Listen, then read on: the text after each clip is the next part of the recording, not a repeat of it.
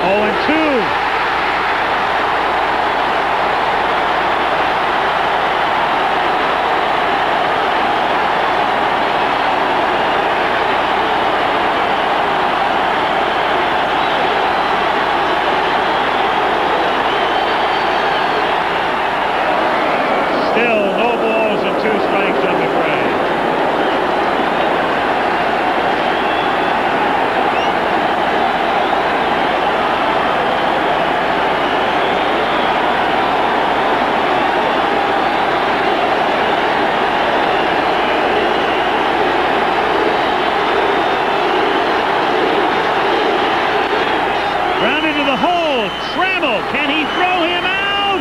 Evans cannot dig it out. He was safe anyway. And so the Royals stay alive as McRae beats it out.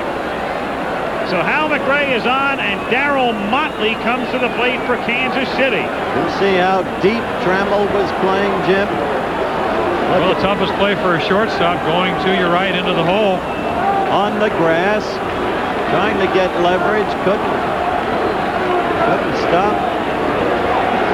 And even if his arm were perfectly sound, he'd never have thrown him out. Meanwhile, UL Washington goes into pinch run for McRae. Washington, the tying run at first, 2 out. Motley is 0 for 3 tonight, 2 for 11 in the series. 2 out in the ninth, 1-0 Detroit. 1-0. So the tension persists. Well, Motley in 15 home runs, 10 on the road. He's one of those guys that when you get him out of Royal Stadium, can hit the long ball. Doesn't happen too much off this guy right here, Willie Hernandez, but it's always a possibility. Popped up in foul ground and playable, and the Tigers win the pennant.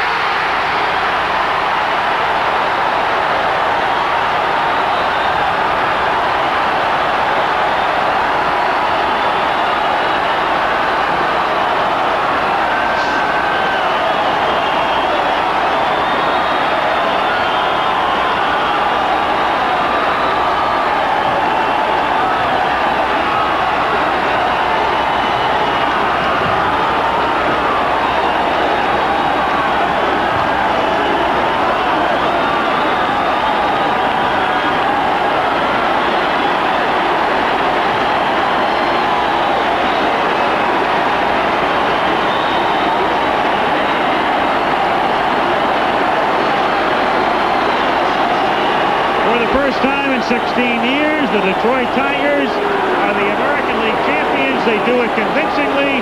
They go through the regular season with the best record in baseball and sweep the Royals in the playoffs.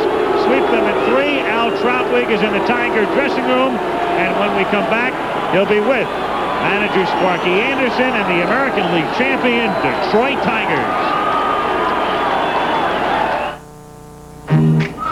Give me a light. A Bud Light. Second inning stands up. Tigers win it 1-0 to win the pennant, sweep the series. Your local news will be following, and then coming up after that will be Nightline as well, as the Tigers win it by a score of 1-0. Let's go to the Detroit clubhouse and Al Trautwig. Okay, Al. Al, noise, the smell of sweat, and the taste of champagne. It is the American League pennant-winning celebration. With me, the MVP, Kirk Gibson. Kirk, I watched you. You seemed a little fidgety in the batting cage before the game. What was going through your mind? I wasn't fidgety. I was just very psyched up for the game. I felt real good at the plate. I've had great concentration, and I just wanted to get the game started because you didn't think I was swinging good, but I knew I had a good swing. I had a good quick bat. I was really fired up. I just wanted to play the game. We were very confident coming in here that we could win. We could taste it, and 1-0. I'll tell you, it's a real nail-biter, but that's competition. It was a little frustrating to watch because Kansas City couldn't seem to do anything right, and your team seemed to blow so many easy scoring chances. Well, that's the way the game goes. It's a game inches sometimes, and we did leave a lot of guys on, and we were very fortunate that we did get away with a 1-0 game. But look at Milt Wilcox. It's probably the best game he's pitched of his entire career. And great defensive play by Darrell Evans in the 8th inning. What can you say? That's why we're such a great team, you Mullion Jack. Now, on the losing side for Kansas City, you had Charlie Leibrandt pitching one of his best games ever. And what might he be thinking right now? Well, Charlie has nothing to be ashamed of. He pitched an outstanding game, no doubt about it. He was tough. Fortunately, I got a good pitch to hit in the first inning, and he was real tough on me, and obviously the rest of the people. He had just good motion and good locational balls, and he threw a lot of tough pitches. And it's unfortunate that Milt pitched just a little better, and Marty hustled down the line and beat the double play out to get the run in.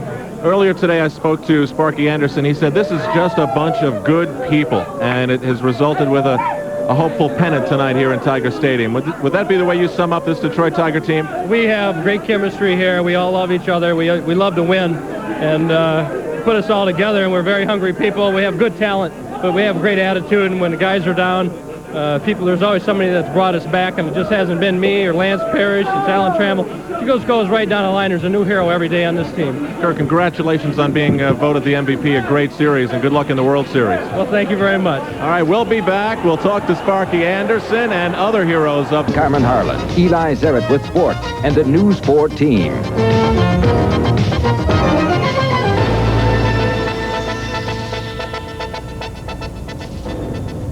Good evening. It's always nice to win the homecoming game, especially when it's the World Series. The Tigers did tonight, beating the San Diego Padres and taking a 2-1 lead in the 1984 Fall Classic.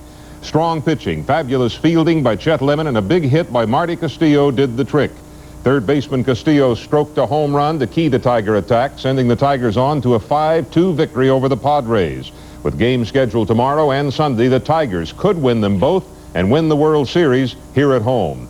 Millions of people watched tonight's game on television, but some 52,000. Well, you know, the Tigers are just 2 victories away from the championship, and to think of it, out of all the postseason play, they've only had 2 games at home.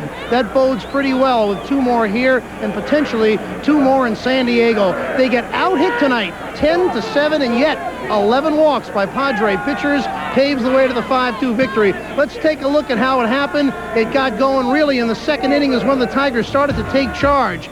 Off Tim Lawler, Lemon singled with 1 out. A wild pitch sent him to second. Then with 2 outs, 9th batter Marty Castillo on a 1-2 pitch drives one deep into the upper deck in left field. Castillo, the defensive whiz, with 1 big swat becomes a household word, or at least begins to become one.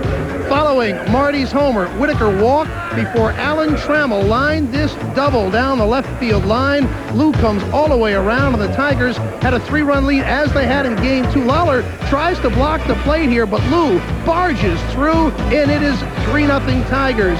Allen on second base, and then a walk to Whitaker. Gibson walks, that is, and then Parrish hits the shot in the gap. Nettles makes the stop, but no play, and the bases are loaded.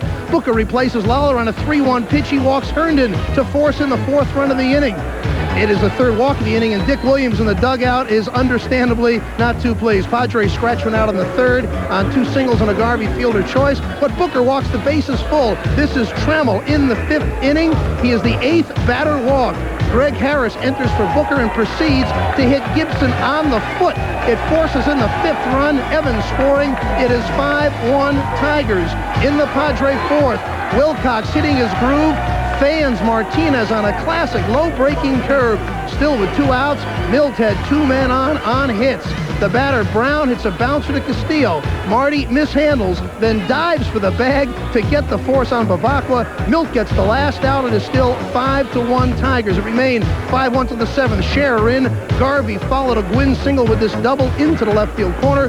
Gwynn later scored on a Nettles sacrifice fly to make it 5-2. Hernandez relieved Scherer, and then Kennedy ripped this shot to dead center. Lemon raced back, turned the wrong way, but recovered to make the grab. A fine grab it was, and it ends the inning. Willie Hernandez then gets the final batter of the game, and the Tigers. Gibson at 3rd, Herndon at 2nd, Lemon at 1st. Garvey and Nettles are up. Templeton and Wiggins are back in double play depth, and the crowd beside itself. 1 out. Boy, you talk about having a tiger by the tail. Look out here. High pop fly. Out goes Wiggins. Makes the catch, and coming to the plate and scoring is Gibson. I can't believe that Wiggins caught that ball. I don't know why Gwynn didn't run him off the play. Gwynn is coming into the play. He had an easy play if he comes in and catches it, unless he lost the ball. I don't think he lost it. Wiggins went out, as all good infielders should, and get run off the play. And Gwynn did not run him off the play.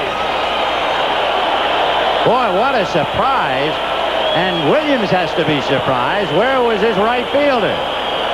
Well, now Wiggins goes out. He's got to go out until he gets run off the play, and he's not run off the play. He was running away, had to turn around, and Gibson didn't even hesitate. Of course, that shot doesn't show you where in the world was Tony Gwynn. He had an easy play. Wiggins was going away from home. Gwynn was coming into the play. Well, he's right next to him. He could have made the play. Now Lefferts backs up the play. Now watch Gwynn. There you see how close they are. You know what? He lost it. I'll tell you why he did. When the ball was halfway to right field, he stuck his hands out. It was as if, I don't know where it is. I really feel that Tony Gwynn lost the ball after I saw his gesture. The only excuse for letting the second baseman take that play. So it is 4-3 Detroit. Foul back by Darrell. Take another look. Watch his arm. Well, I think that's after the fact. Yeah, it is. It's before that Gwynn put his hands out. You have it, but you have to see the very beginning. Big play. Meanwhile, Herndon at second and Lemon at first. 4-1, 1-2. Don't overlook Gibson's speed on all this. Remember, Gibson, he went to second on a fly ball to left field, went to third on the walk and a pop fly. His speed paid off. Oh, sure. And it's going to especially pay off on a second baseman throwing from right field. Strike 3 called, and what a big... It's on his glove side. He can stretch and he makes the play. If he's a left-hand thrower, it might have been trouble. But he really galloped over there and closed that gap in a hurry. Here's a good look at it. Watch him stretch out to get it. And you see his shoes going deep in the grass. It's a very slow outfield here. In fact, Templeton Vegas thinks that Parrish would hit a home run. So now he's become a predictor, prognosticator. Sparky the Prophet. And Lance Parrish wears 13. It was unlucky for Gossage.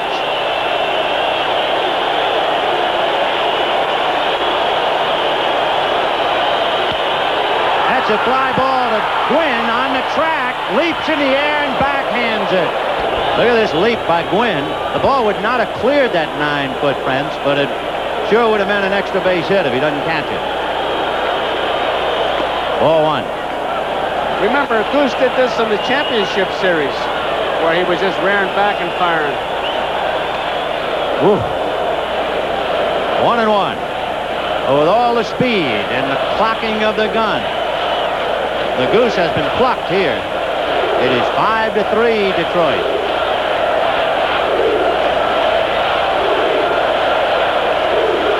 Breaking ball, and he single to center. He might have even cracked his bat. A slider in on the hands.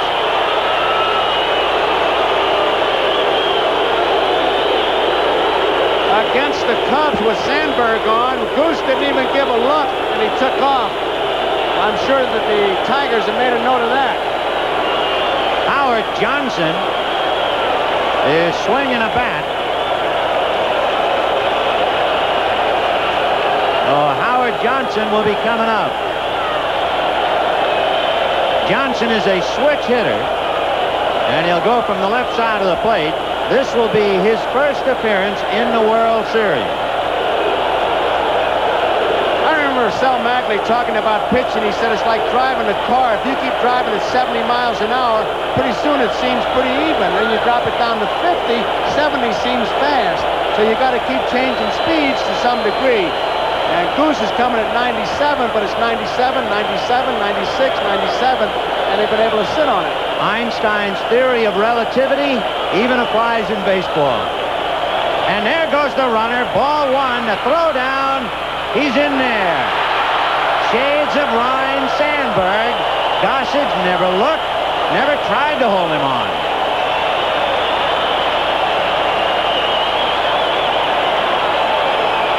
The ball was there in plenty of time, it seemed. Lemon with a head-first slide. Now watch when he gets the ball. He just didn't get in behind it. Well, Lemon at second with 2 out, 1 ball and no strikes. Howard going after a high pitch. You know, I remember years ago, I asked Jim Gilliam, the late Gilliam, what's the toughest thing about being a switch hitter? You know what he said? Getting hit by the ball, because you're hitting backwards like Alice in the Looking Glass. Fastball, a broken bat, ground ball to Wiggins, boots it, and Lemon's at third, and he took too much time in the first place. He's simply nonchalant, that one, and there's nothing you can say except it's an error, and the house is starting to really crumble. Look at this. It's one thing to be cool, but that's being cold. I mean, he took forever to get to the ball. He waited for it. He could have charged it on the other half. And here is Evans now trying to put the Padres away. Tigers are at first and third. 2 out, a run over. 5-3 Detroit. High fly ball. It's playable. Bobby Brown. However, the big blow, the home run by Lance Parrish. 1 run, 2 hits and an error, 2 left. And as Parrish puts on the gear and Sparky whispers in his ear, "You're strike." Greg Nettles, a strike on the inside corner. Naturally, in Sparky's thinking, Hernandez gets back-to-back left-hand batters here. But it's not that much of a gamble, especially now with a 2-run lead. 0-1. High fly ball into shallow right center. A trio of Tigers. Whitaker.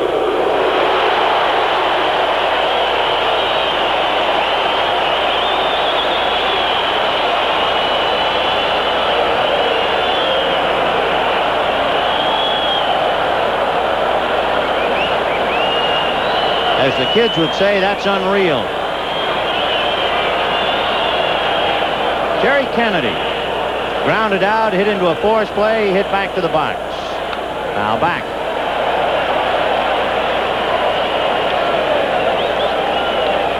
Padres are starting to wonder, doesn't anybody miss the strike zone? After looking at Lopez, and now Hernandez has done nothing but go right after the hitters. Well, that's what you want your relief pitcher to do. Throw strikes with something on it. Stay away from that base on balls. That's what kills you. 0-1. At Whitaker.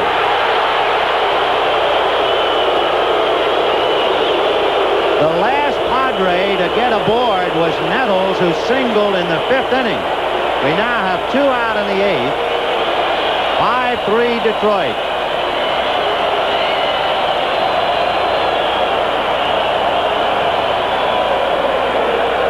Bread and butter pitch for Hernandez is a screwball. Look at his elbow, his arm. He turns it over to rotation. Kennedy hit it pretty hard. He didn't get it in far enough. Rakeen did that to Williams in the 46 World Series. Left-hand hitter, left-hand pitcher, break it in on the hands. He kind of got it out over the plate. Here's Bavacqua, fly to left, walked and struck out. 0 for 2. Fastball and a high drive into left field. Herndon looking up, and this one gone. So after we show you his specialty screwball, he throws Bavacqua a fastball. We got a game again. Tigers 5, Padres 4. And when you hit him that hard, you're looking for it. And Bavacqua is a smart hitter. He figured he'd get ahead of me because the other 2 guys didn't stay up there too long. I'll look for the fastball and pop it, and he did, and they're back in the game. Just imagine if Kennedy's ball gets by Whitaker.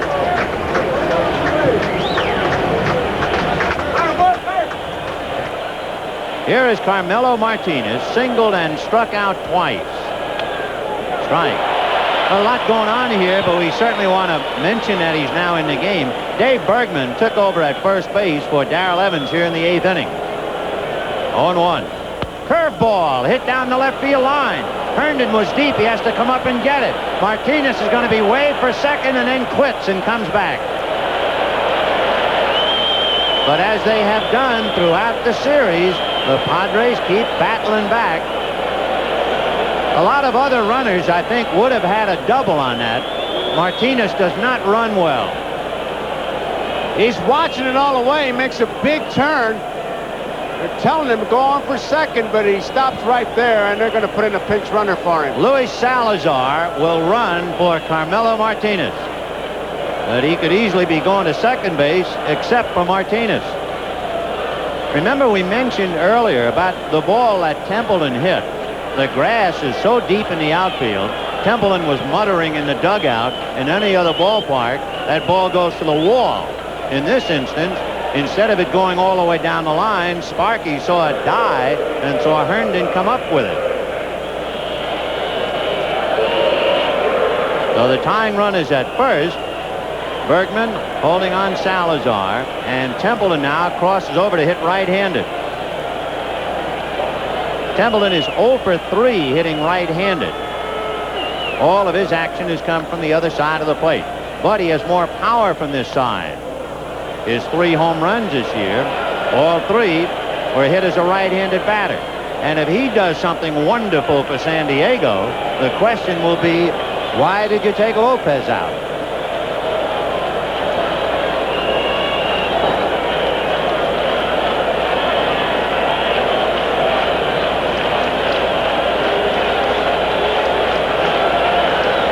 One ball, no strikes.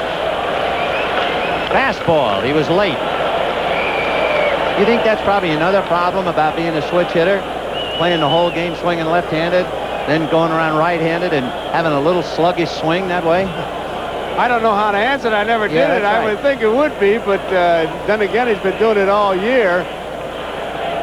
Of course, Hernandez is a little bit, he's a little bit quicker than you think. He's deceptive with his fastball because of that screwball. Got to look for the Scroogey, I think. 1-1. Nope, fastball, and he was late again. He got it in on the hand. See, that's the thing. You got to look for his fastball, and he throws you enough screwballs to offset you. I mean, you really, I tell you, when you got more than one pitch, it's just difficult to do. You saw with Gossie's just throwing fastballs. They sit on that, and if they get it, you get a pretty good cut. With this guy, you can't be that sure. Salazar, the tying run at first. Tigers 5 runs. Padres 4. 2 out, 8th inning. Fouled away. He'd have beat that right into the ground. The grub worms would have had it. Yeah, that's what Charlie Dressen used to say. A worm killer. Worm killer. 1-2. It's straight down. He beats down on it. I guess on the artificial turf, it's a moth killer. 1-2.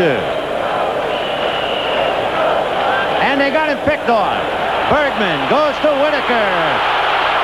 The tying run is picked off.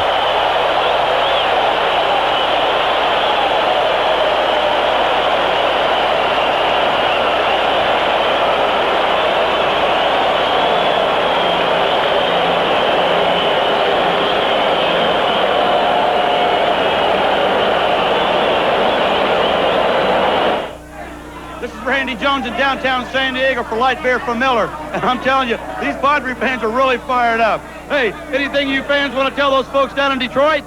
Light takes great! Light takes great! Let's take it down to Norm Cash in Detroit. Hey, Randy, see these Tiger fans? They might have something to say about that. Light, Philly! Light, Philly! Takes great! Takes great! Takes great! Like most ball players, slides on only one side, so he really slides into that tag. It's the rare player who can slide either way. If he hooks on his right hip, he gets away from that tag. Looked like his only chance to make the play was to take his body out into the outfield and grab it with his hand. Right.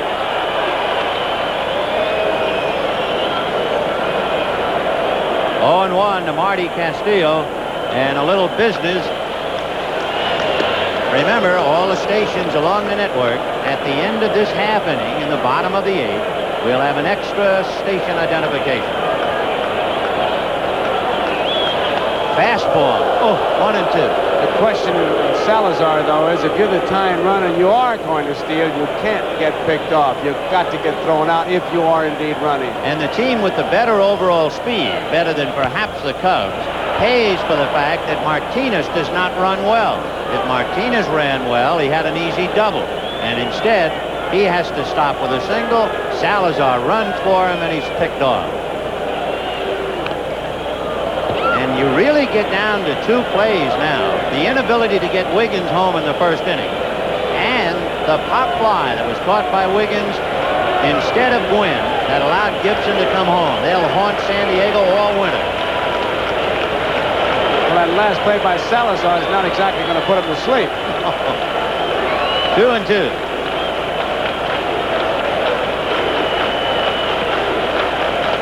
Three and two. Kirk Gibson has been vitally involved. He hit a two-run home run, and he scored in the fifth inning on the fly ball to Wiggins. And Gossage walks Castillo, opening up the bottom of the eighth.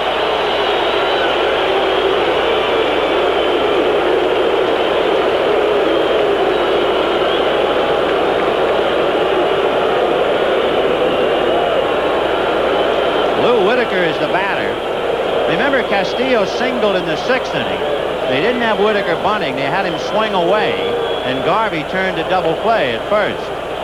With Trammell to follow, and their lead cut to one again, we'll see whether they have Whitaker bunting. Nettles, one step up in front of the bag, fouled away. 0-1. Goose made a throw to first base. Nothing else, letting Castillo know that I know you're there. Anderson has tremendous faith in Whitaker, even against steam or heat like Gossage. Being left-handed, he might just let him hack away. We'll see. Trammell on deck. Yep, he's got him around. Bunting a one-hopper to Nettles. He's going to go to Templeton. He's off the bag. He missed the bag. He wasn't expecting to throw. He was off the bag. I can't believe what's happening. It's like Padre Busters. I mean, the Gremlins have hit the field. Guys are not catching fly balls. He assumed he was going to first base. Now watch this. Nettles, he doesn't hesitate, and Templeton is standing in front of the bag. He's in front of the bag. He got caught in a cookie jar. Look at the look on Templeton. You don't have to say anything. He's so shocked. Oh, my goodness. He can't believe he did that himself. He was in front of the bag. I mean, it's a real Halloween finish. There's the bunt to Gossage, and he has to throw to Wiggins.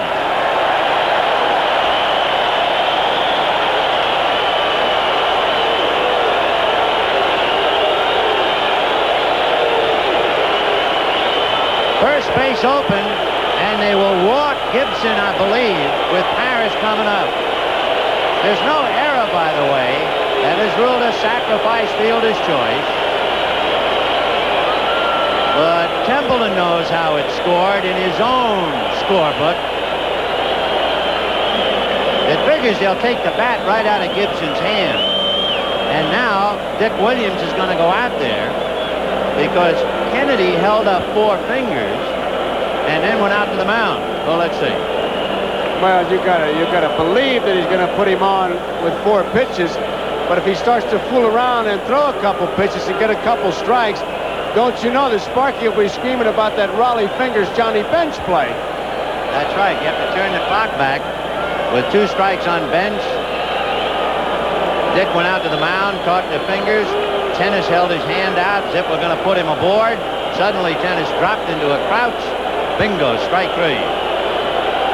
Well, they're making a decision here, and Williams is in charge. You know what's interesting? Kirk Gibson made his major league debut, his very first at-bat in the big leagues, against Goose Gossage. That's a great way to break in. And Gossage struck him out on 3 pitches. Blew him away, Sparky says. And maybe because of that, Gossage is saying, I can get him. Well, we'll see. Ball 1. The infield is up. They give Gibson the left field foul line. Brown is in left. And there it goes!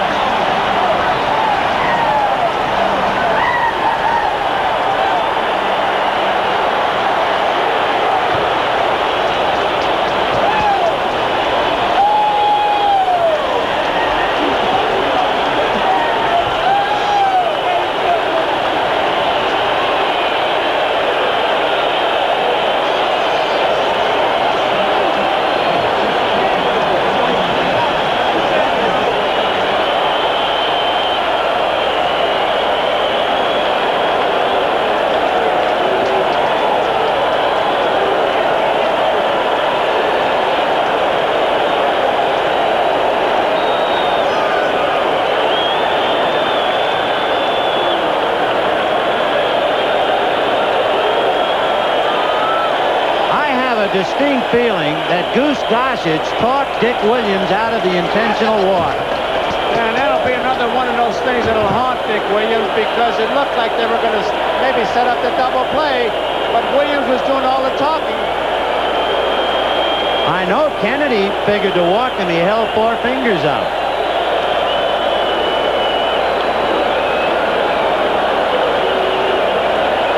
Saddest words of tongue and pen. What might have been for San Diego. And this crowd in Detroit delirious. Kirk Gibson has 5 RBIs. The record is 6. Bobby Richardson against the Pirates in 1960. Ow! Kennedy got bitten by that one.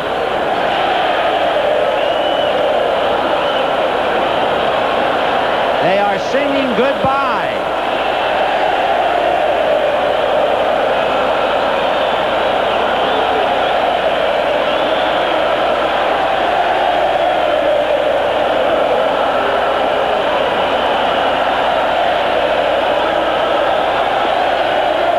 Too late.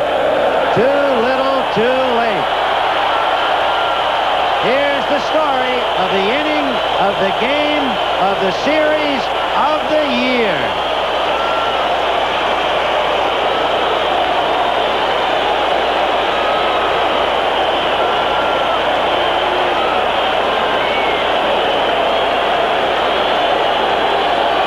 We'll be right back after these messages from your local station.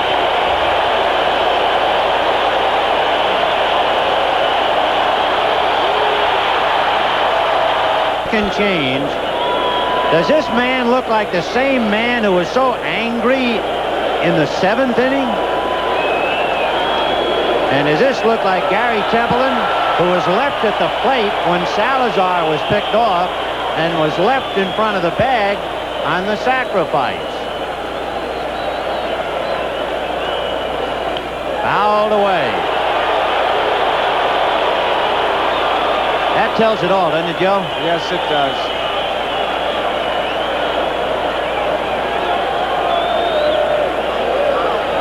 Oh, 2 to Gary Templeton.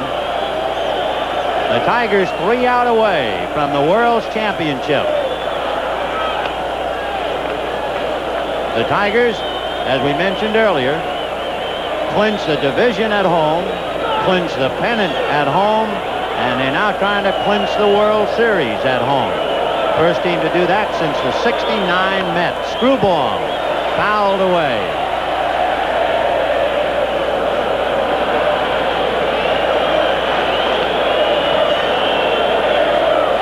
On deck, Bruce Bochy. He'll bat for Bobby Brown.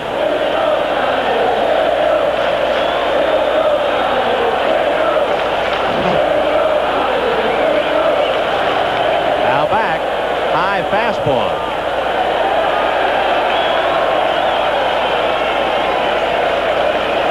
If pictures tell the story, look at the Padres.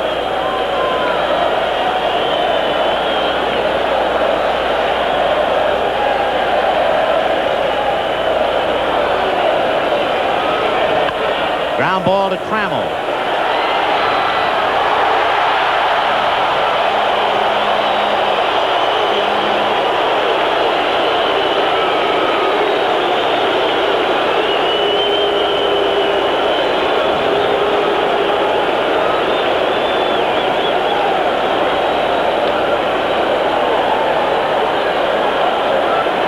Bruce Bochy, born in France, 29-year-old. He's the backup catcher to Terry Kennedy. Fastball.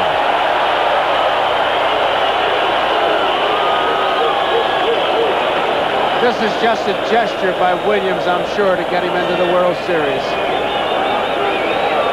Something to tell the kids. 0-1. 8-4 Tigers. 1 out, 9th inning. Curveball, and he hit it foul, but he had a good rip at it. 0-2. One of the few curveballs we've seen Hernandez throw. And the Tigers 2 outs away from the bubbly. That's Aurelio Lopez without the hat.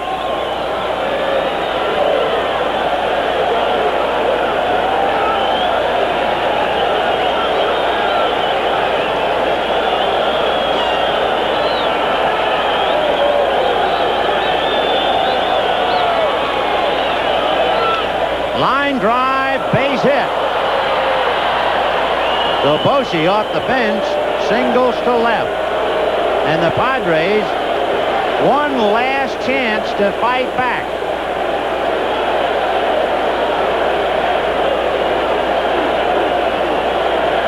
Ron Renicky, the brother of Baltimore's Gary Renicky, gets a chance to get in the World Series. In '81, he had hurt his ankle and couldn't play in the Dodger-Yankee World Series.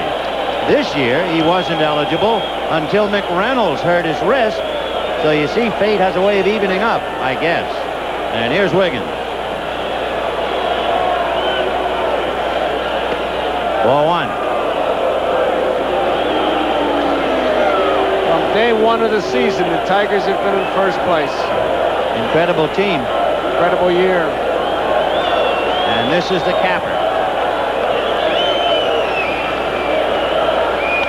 Fouled away.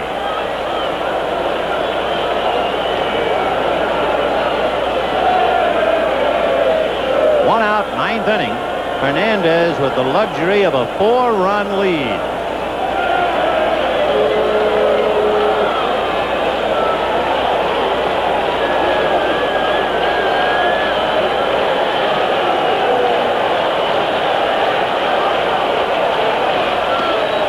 Two and one. Little Scroogey that stayed very high and ran away.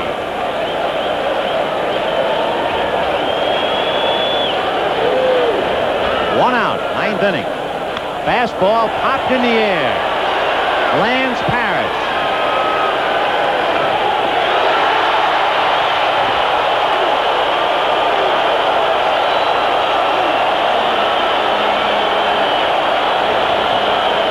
Don't forget, we'll take you into the locker room after this game if the Tigers hold on to any part of this 4-run lead.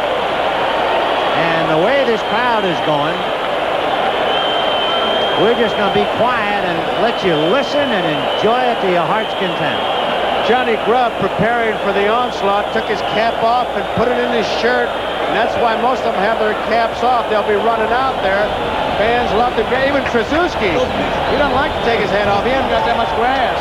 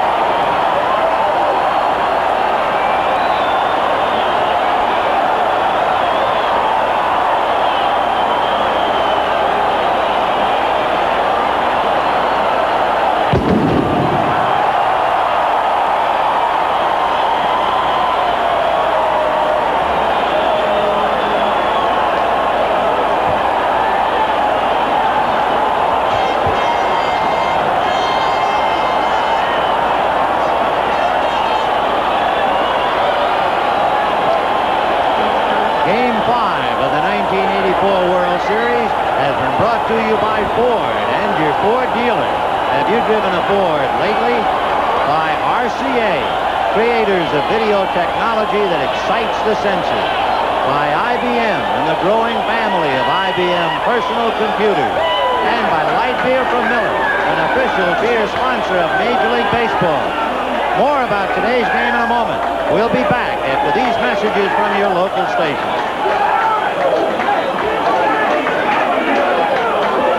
MVP of the series, Alan Trammell. For the presentation of the championship trophy, the commissioner. It was great baseball, a great team, and it's a pleasure to give this trophy to the chairman of the board, or maybe of all of baseball, John Fetzer. John?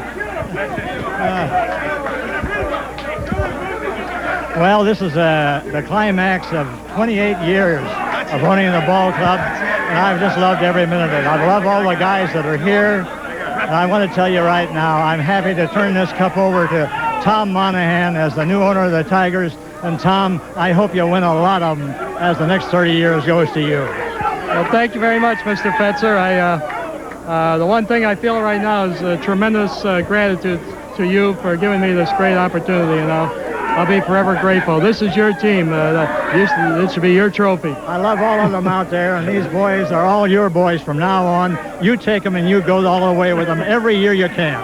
Oh, I want you around. I'll be here as long as I can. Oh, you'll be here a long time. Let's turn now to Sparky Anderson. 104 victories in the regular season, Sparky. You add on the postseason, you lost only one. The composite is 111 and 59. Bobby, I don't care about none of that. The only thing I care is the public could see, to me, one of the most class teams and people that I've ever been around. The young man that won the most valuable player, I say it, I don't care what nobody said. He's the best player in baseball. We fell that way. That's what we're going to say. He deserves everything. And when Alan speaks, he speaks for this team. I'll see you later. Sparky will be back. I think there's a phone call waiting for him eventually. We'll turn to Alan Trammell. 9 for 20, including a couple of homers, the MVP. Well, thank you, Bob. I'll tell you what, I wish we could divide it up between all of us. I know that Jack was very deserving, Kirk Gibson. It's just one of these things that everybody's been contributing for our ball club. I just happen to have a good series, but it's divided among all of us, that's for sure. Alan, yesterday's ball game. That had to be the thrill of a lifetime. The 2 2-run homers, the 4 RBIs. There's no question, but this is even specialer right here. This is what it's all about. We're going to get that ring. This is the most important day of my life. I'm going to celebrate. Let's see if we've got the telephone ready. Are we set with the call? We are. Can we get Sparky Anderson back up here? Sparky. Jim Campbell, the president of the ball club, is also here. And on the line, I believe, the president of the United States. Sparky? Mr. President, I know that you are a great Cubs fan, but I know if you seen these kids, you'd be a Tiger fan. Mr. President.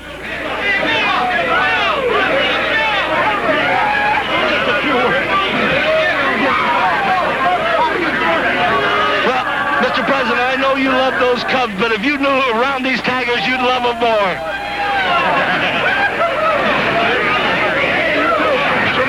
Difficult to hear the conversation. Well, I'll tell you what, now we'll sit down to some hard rooting. We'll return to the Tiger Clubhouse in just a moment. Stay with us.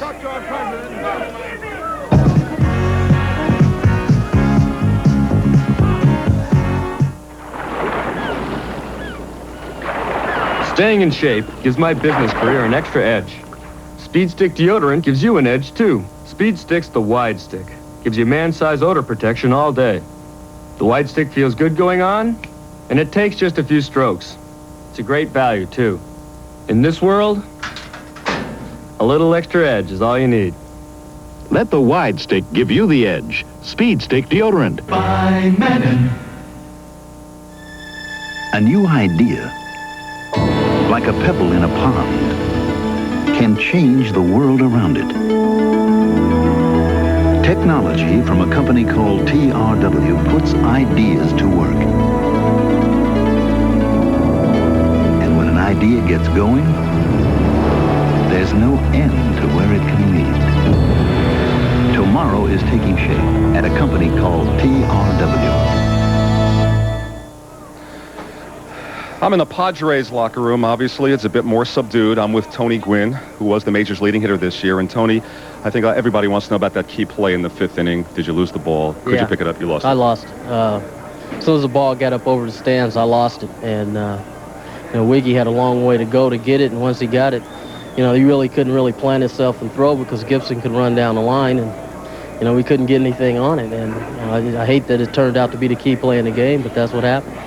Can you sum up your feelings about this club and what happened over this 5-game series? Well, I think we're disappointed because I really don't believe we played like we were capable of playing, but, nobody really expected us to be here. And, there are 24 other teams sitting at home watching this, and we had an opportunity to play in it, we didn't play well, but, you know, we got to keep our heads high because we had a heck of a season this year.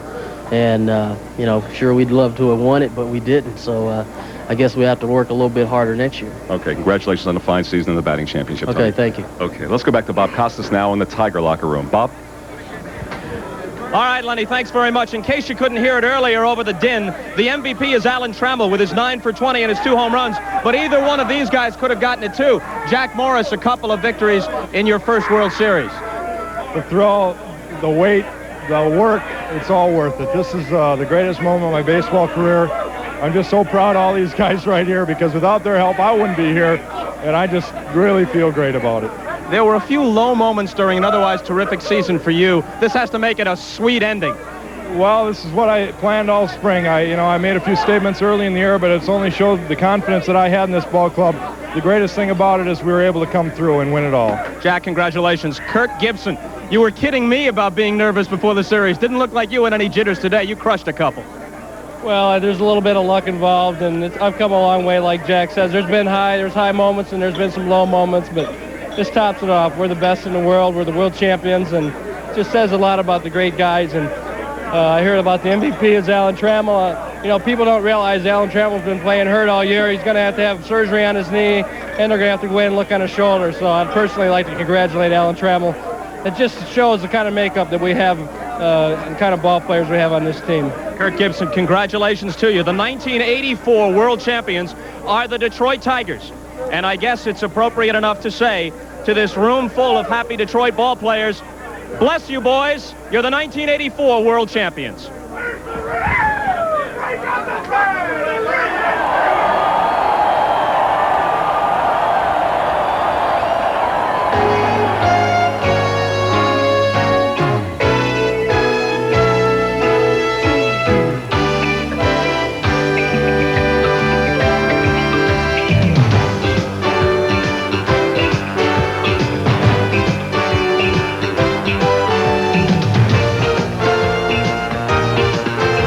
Well, it's been a great ride, and we certainly hope you enjoyed the trip. Executive producer Michael Weissman leading the way, choosing the shots, and a great choice he made. From the nights in San Diego to the weekend here at Tiger Stadium. The coordinating producer, boy, he has seen as many thrills in baseball World Series play as any man alive, and that would be our coordinating producer, Harry Coyle. The World Series has been produced. Boy, has it ever been produced. And a roll of drums, a doff of the cap, and a low bow from the waist to our producer, George Finkel. Directed by Harry Coyle. There were so many people involved, not just with the production of one game, but every day in the wee small hours, all the way back up to the other side of the clock. There are over 250 people whose names are being listed, and there are even more than that behind the scenes who made vital contributions. And as if it's a fitting climax to the hopes of a fine young San Diego Padre team, it is raining in Detroit. The pregame, all of the juicy anticipation that we shared with you, both the great moments from the past and the prospects of things to come, produced so very well by Les Dennis. And the pregame and the replay, giving us those wonderful moments again and again so that we could study them for the sheer delight of just looking at great baseball. That would be director Andy Rosenberg. The replay producer, Kenneth Edmondson. You talk about technical work. Imagine the work that takes place in two different ballparks from the West Coast almost to the East Coast. Well, the technical director in charge of equipment and manpower, Lenny Stucker. And the replay technical director. The replay of the fly ball to right field, of Gibson tagging up, of Gary Templeton standing in front of second base. So many great moments replayed. Hats off to our technical director, Bill Tobin. And how about the 25 Tigers with the manager, Sparky Anderson, his pitching coach, Roger Craig, his baseline coaches, Dick Trasuski and Alex Kramitz, Coach Billy Consolo, He and Sparky were kids on the sandlot, 8 years old, and they've climbed to the pinnacle in baseball fortune. And hitting coach, Gates Brown. And hey, don't walk away from this series without saluting the comeback kids from San Diego. They went down, but they have a man on every shot they had. Dick Williams and his fine staff. Norm Sherry is pitching coach. And his baseline coaches, Jack Kroll, Ossie Virgil. To the Deacon, Deacon Jones. And to the 25 who wore the brown and gold so well throughout the year, who won the division. Down on their knees, battle back to win 3 straight against the Cubs and beat the outstanding pitcher in the National League after spotting him 3 runs. How about them Padres as well? And how about baseball and the World Series?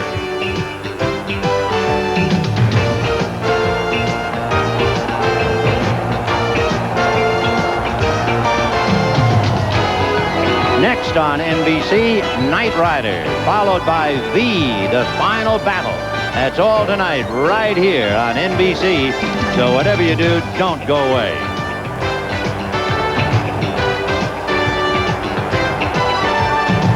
In the rain at Tiger Stadium, one of the brightest moments in Tiger history as they defeat the Padres 8-4 and become the world champions of 1984.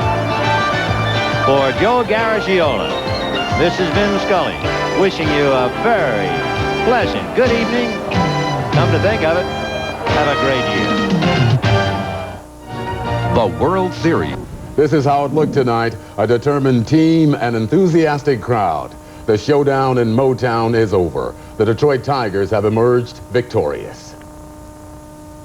Hello, everyone. It took 16 years to do it, but the Tigers have done it. They are the 1984 World Series champions. Are they ever? The Tigers wrapped up the title by beating the San Diego Padres 8-4 before a packed Tiger Stadium tonight. Rich Make is standing by live outside Tiger Stadium where joyous fans are pouring out. And Rich, I imagine you're witnessing what will be the first of a long night of celebration. Yeah, I think you're right, Gerald. As you can tell, it is raining heavier and heavier. But take a look down there. You think anybody notices it? I doubt it. There must be 40, 50,000 fans down there right now. Some people still trying to make their way out of the stadium right now. Remember back over this year. Remember 11-0. Remember 35-5. Remember that record for consecutive road wins established on the West Coast. They were wonderful days. They were great memories, but they were nothing like tonight's. This is a memory that we should savor for right now and cherish forever. Look at them. They're having a terrific time. They're going to be down there for some time to come. I'll tell you, nobody is going to move out of that intersection for quite a while. You can see the crowd really moving up the street, moving west on Michigan Avenue, people who were in the bars down below or whatever, moving up here to be in this intersection, to be a part of this very special moment. You may be back to us, and I can guarantee you we're going to be here for a while. Looks like everybody's going to be there for a while. I wish we were there for a while. Oh, absolutely. Thank you, Rich. Okay. The emotion of the fans can only be matched by that of the winning players. Let's join Al Ackerman in the Tiger locker room now where the champagne corks are popping. You getting wet there, Al? I think they want us to talk, Lance, and I don't know if we can. Lance, congratulations. I mean, I knew you always talked about the contributions of others, but you wanted to do something offensively. I tell you, when you hit that home run off of Gossett, that has to be one of the great throws. Hey, I was so happy just to be able to give us an extra run, a little bit more of a cushion. It probably meant a little bit more. I've never really gotten that many hits off of Goose, but it's just nice to be able to give us a 2-run cushion instead of a 1-run cushion going into the ninth inning. And what do you mean a 2-run cushion? That run stood up, Lance. It got to be 5-4, as I recall, Lance. Everybody did something, it wasn't just me. I helped a little bit. I got a home run, big deal, I think everybody in this ball club deserves a lot of credit, and I'm just happy to be a part of it all. Okay, let's start with Dan Petrie. Dan, I knew you wanted him to win this so bad, but I mean, Sparky had to take him out of there at that particular point. He just was having a little bit of problem with his control, and I do feel bad. I wish he would have had an opportunity to win this ball game and stick it out, but the main thing was we did win the game, and I'm sure Danny's just as excited as everybody else. he was not able to hang in there through it all, but, you know, he's a world champion just like the rest of us. All right, Aurelio Lopez, what a splendid job that man did. Hey, everybody did a good job. I can't pinpoint everybody. Everybody on this ball club deserves all as much credit as anybody else. Well, I can pinpoint. I'll say, bless you, boys. Bless you, boys. Bless you, Al. And you predicted it all right here. Deborah, big kiss for Al. He deserves it. He deserves it. He certainly Thank does. you, Al. Well, thousands of happy Tiger fans are now headed home on wet streets. Let's find out.